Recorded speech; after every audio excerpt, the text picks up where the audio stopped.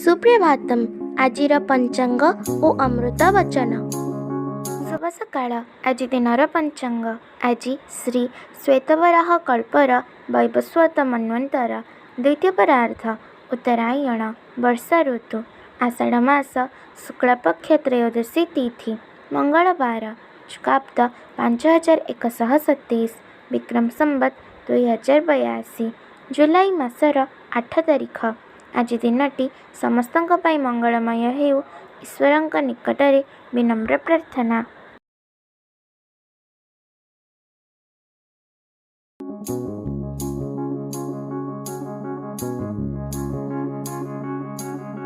ମେଘ ଯେତେ ଗର୍ଜନ କରୁ, ଯେତେ ଝଡ଼ ବୃଷ୍ଟି ହେଉ, ଯେତେ ବିଦ୍ୟୁତ୍ ଚମକୁ ବା ବଜ୍ରପାତ ହେଉ, ଚାତକ ପକ୍ଷୀ ଏସବୁକୁ ଭୟ ନ କରି ଆକାଶକୁ ଅନାଇ ମନ ମୁତାବକ ବର୍ଷା ଜଳ ପାନ କରି ତାର ତୃଷ୍ଣା ନିବାରଣ କରିଥାଏ।